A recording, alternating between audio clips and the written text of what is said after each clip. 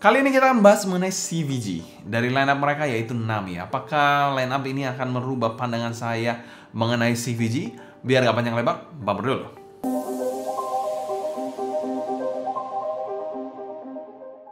Halo semua, selamat datang di channel Sound Dikti bersama dengan saya Sebastian yang seperti biasa akan sharing info dan racun mengenai dunia personal audio, baik itu dari portable ataupun desktop audio.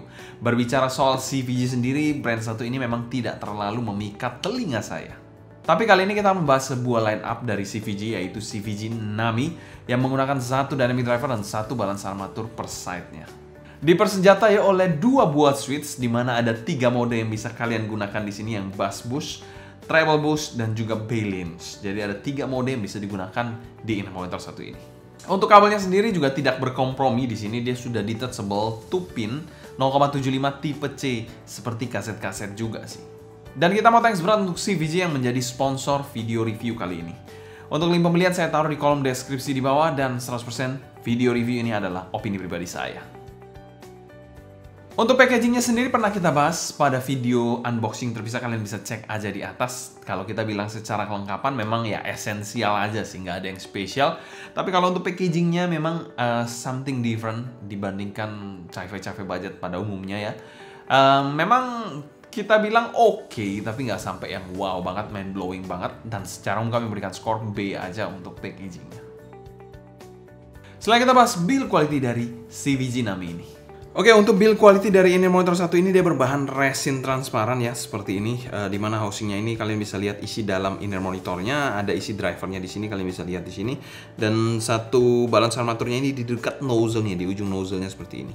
Jadi memang akhir-akhir ini banyak balance armatur yang di dekat nozzle seperti ini. Kalau kita lihat di sini memang tidak ada tulisan apa-apa ya, cuma satu buah fan hole di bagian sini aja, dan ada switch-nya juga, 2 switch di bagian belakangnya seperti ini. Untuk nozzle-nya sendiri berbahan sama seperti housing-nya, yaitu bahan resin dan memiliki diameter yang cukup besar, mungkin 4,5 mm ke atas, dan sudah ada filter mesh-nya juga. Nozzle-nya sendiri ya memang nozzle yang sedang aja, nggak terlalu panjang-panjang banget, dan sudah ada lips-nya seperti ini. Kalian bisa lihat lips-nya ini agak-agak unik, jadi kayak agak ada yang menonjol di sini, tapi nggak semua sisi ya, jadi nggak melingkar gitu. Kalau kita lihat ke bagian faceplate-nya ini memiliki desain yang cukup unik seperti kulit kerang berwarna silver, dan di sini bahannya metal. Yes, kalian bisa dengar bahannya metal. Untuk kabelnya sendiri kalau kita lihat di sini sudah ada markingnya ya, merah dan biru, dan sudah ada ROQ yang preform juga di sini. Tapi ini adalah kabel dual pin 0,75 mm tipe C, kaset dan antek-anteknya ya. Untuk kabelnya sendiri berwarna silver ya, kalian bisa lihat di sini silver agak coklat dikit mungkin kelihatan di kamera. Single wire kiri dan kanan ya. Dan chin slider dan splitternya ini berbahannya metal juga, jadi keren banget. Di bagian paling bawahnya sendiri itu wire yang twisted seperti ini, berwarna silver coklat gini juga. Lalu kalau kita lihat ke bagian bawah, nah kalau kalian pernah lihat review dari CVG Freedom ini memiliki jack yang sama, dimana jack ini adalah jack modular juga, tapi nggak, kalian harus beli terpisah untuk 2,5 atau 4,4 terminationnya. Jadi memang di sini ready untuk modularnya, tapi memang bukan modular. Modular tapi harus dibeli lagi untuk jack tambahannya. Jadi memang hanya dikasih yang 3,5 tapi sudah ready yang modular. Pretty nice untuk jacknya ini. Untuk build quality-nya kami berikan skor B+. Untuk housing-nya sih biasa aja, tapi kabelnya ini yang cukup menarik perhatian saya. Oke, selanjutnya kita bahas fitting dari CVG Nami ini. Untuk housing dari CVG Nami ini dia memiliki housing yang mirip-mirip sih seperti cafe-cafe budget ya, sedang aja. Cukup ergonomis, tidak ada fin yang aneh-aneh juga di housing inner monitor satu ini. Dan inner monitor ini secara bobot memang masih tergolong ringan. Housingnya ringan dan kabelnya memang agak sedikit berat, tapi ya nggak mengganggu banget sih. Bukan yang berat-berat gimana juga ya, memang lebih berbobot dibandingkan ini monitornya. Dengan tipe pemakaian over ear regular fit seperti ini. Dan disclaimer di sini kita menggunakan airtips bawaan dari CVG Nami ini dengan size M-nya. Kekedapan dan grip di inner monitor satu ini menurut saya bagus, digoyang-goyang gini juga tidak terkesan loose sama sekali ataupun longgar. Dan so far sih nyaman-nyaman aja, tidak ada masalah sama sekali, tidak terkesan panas juga untuk pemakaiannya. Karena memang bukan tipe pemakaian yang super senak banget seperti halnya custom inner monitor. Dan secara umum untuk fittingnya, saya bilang ini fitting yang oke banget. Dan kami berikan skor A-. Ini adalah fitting yang so far so good dan nyaman sih. Setelah kita bahas tonalitas dari in-ear monitor satu ini. Tonalitas dari in-ear monitor satu ini kami masukkan pada kategori V-shape dan lebih bermain ke area bass dan juga treble-nya. Untuk disclaimer aja, di sini kita menggunakan mode yang switch satunya down, switch 2-nya up, atau mode EHF, itu mode balance-nya lah. Jadi memang mode balance-nya dari in-ear monitor satu ini yang menggunakan dua drivernya. Jadi kalau mode subwoofer doang, itu hanya menggunakan satu dynamic driver. Dua mode lainnya itu menggunakan satu dynamic driver dan satu balance armatur. Jadi saya menggunakan mode yang menggunakan dua drivernya di in-ear monitor satu ini. Untuk di drive sih, in-ear monitor ini masih cukup aman sebenarnya menggunakan smartphone sih. Tidak terlalu rewel-rewel banget. Dan sekedar info aja untuk kalian, suara yang saya suka itu adalah suara yang neutral warm. Jadi itu sedikit preferensi saya sendiri. Memang suka something yang neutral warm, dimana semua spektrumnya ini balance dan juga organik suara, terutama bagian vokal atau mid-nya.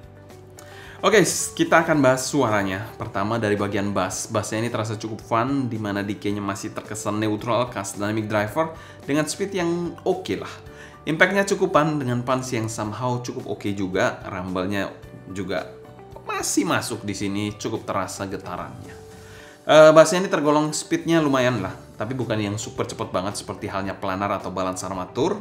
Cukup bersih dan terkontrol, walaupun kalau kita bicara soal kuantitas, memang bukan bass yang besar-besar banget kuantitasnya, tapi masih cukup lah untuk all-rounder musik lah. Kalau kualitasnya cukup oke, bersih dan speednya lumayan lah untuk harganya. Tipe bass yang main aman secara kuantitas dan kualitasnya oke aja. Tapi memang belum sampai ranah bass head yang akut, tapi tidak terkesan super steril banget juga untuk bagian bassnya. Untuk bagian midnya sendiri posisinya agak mundur di sini, male vokalnya ini bodinya agak ketipisan untuk selera saya dengan dinamika yang pas-pasan. Artikulasinya jelas di sini dengan emosi yang cukup oke terasa. Cukup clear, tapi memang kalau gambarnya itu kalian duduk di bench agak belakang untuk dengerin suara vokalnya. Female-nya ini cukup pas dan tidak terkesan ketipisan dengan artikulasi yang jelas namun sedikit kurang dinamis juga suaranya dalam konteks yang terkontrol dan aman sih somehow. Untuk shouting-nya sendiri masih aman di in-ear monitor satu ini pada lagu Norah Jones. Selain itu presentasi instrumennya sedikit lebih forward jika dibandingkan dengan vokalnya. Dan dengan piano cukup neutral dengan gitar yang sedikit kurang lepas aja menurut saya. Tapi so far mid-nya oke aja sih, tapi memang agak boring, kurang dinamis gitu suaranya. Untuk treble-nya ini cukupan, tidak nyerang dengan kesan cering yang pas namun tetap terkontrol, dimana kesannya ini agak sedikit mundur dengan tekstur treble yang somehow artificial, kayak artificial intinya. Yaitu mungkin sedikit nitpicking aja dari saya, itu kan biasanya dihandle oleh balance armaturnya di nozzle-nya ini memang kayak bukan yang high quality driver lah intinya, jadi memang kayak terkesan artificial gitu. Tapi memang tidak sampai yang kasar ataupun nusuk banget, tapi memang timbernya agak terkesan artificial aja sih. Dengan air dan ekstensi yang oke, tapi nggak sampai yang super. Selain itu untuk sibilance-nya masih tergolong aman juga di in-ear monitor satu ini. Dan secara keseluruhan tonalitas dari Nami ini kami berikan skor B+. Menurut saya sih ini tonalitas yang cukup aman, nggak ada yang salah gimana-gimana sih sebenarnya. Tapi memang nggak ada yang menonjol ataupun spesial juga dari tonalnya. Selain kita bahas teknikalitas dari in-ear monitor satu ini, presentasi dari in-ear monitor satu ini presentasi yang all-rounder, tapi satu sisi juga boring. Tapi ini bukan boring yang netral ya, jadi bukan boring yang flat gitu, seperti halnya Etymotic yang dry, suaranya enggak, ini boring aja menurut saya, agak kurang gigit suaranya. Untuk timbernya dari in-ear monitor satu ini menurut saya nggak ada terlalu masalah yang berarti, tapi kalau mau di nitpicking memang bagian atasnya itu kurang refine suaranya. Untuk soundstage-nya sendiri secara wide ya biasa aja, nggak spesial.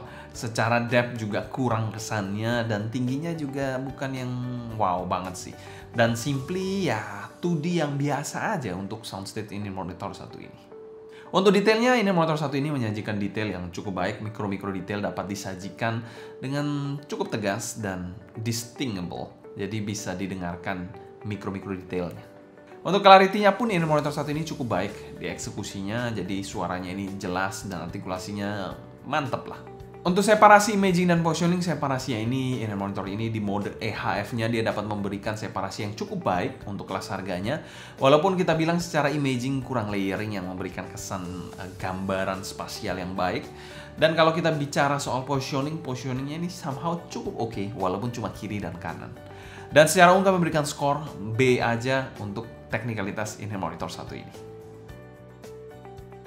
Setelah kita bahas pro dan cons dari CVG Nami ini. Cons dari CVG Nami ini menurut saya ya, balance armatur drivernya ini kurang oke. Jadi ya somehow kurang neutral, eksekusinya juga kurang refine aja sih somehow. Dibandingkan balance armatur yang umum saya dengarkan di high frequency lainnya. Untuk pro-nya sendiri, ini monitor ini fittingnya enak banget. Jadi salah satu fitting yang menurut saya tidak ada masalah pastinya untuk semua jenis telinga dan cukup versatile. Untuk value for money dari CVG Nami ini kami masukkan pada kategori fair value dan kami berikan skor B aja untuk inner monitor satu ini. Termasuk inner monitor yang oke atau ya B aja lah. Oke, selanjutnya kita bandingkan inner monitor ini dengan switch-switchnya yang lain. Bagaimana sih perbedaan suaranya secara lengkap dari 3 modenya ini. Jadi mode yang kita bahas ini, most part-nya adalah mode balance-nya, bagaimana mode bass dan juga treble-nya.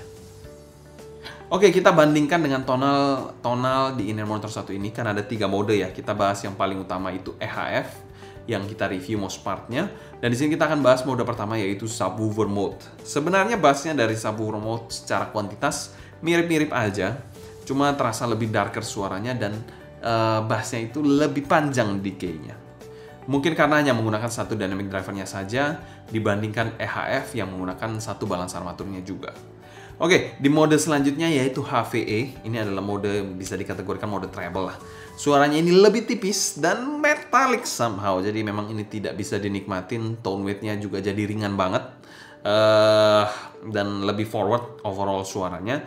Dan ini saya nggak terlalu suka sih. Ya, lebih prefer mode EHF ataupun subwoofer mode walaupun agak darker tone-nya dan decay-nya lebih panjang tapi masih acceptable dibandingkan yang HVE yang treble mode-nya ini. Ya itu sih mungkin gambaran untuk 2 mode lain di Nami ini.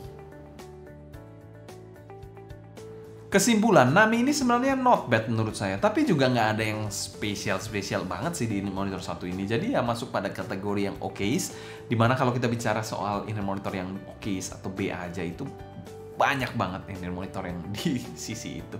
Jadi ya bukan sesuatu yang bisa saya rekomenin, tapi juga bukan sesuatu yang saya nggak suka atau harus roasting juga sih. Mungkin sekian dulu cerita saya mengenai Nami ini. Kalau kalian suka, jangan lupa subscribe, klik tombol like, follow Instagram, TikTok, and Discord kita @sounddignity agar kalian tidak ketinggalan update terbaru mengenai dunia portable dan desktop audio. Kalau kalian ada pertanyaan seputar CVG Nami ini, feel free tulis pertanyaan kalian di kolom komentar di bawah ya. Mungkin sekian dulu untuk video kali ini. Saya Sebastian dari Sound Dignity. Pamit undur diri. Sampai jumpa di video berikutnya. Happy listening, stay healthy, and ciao.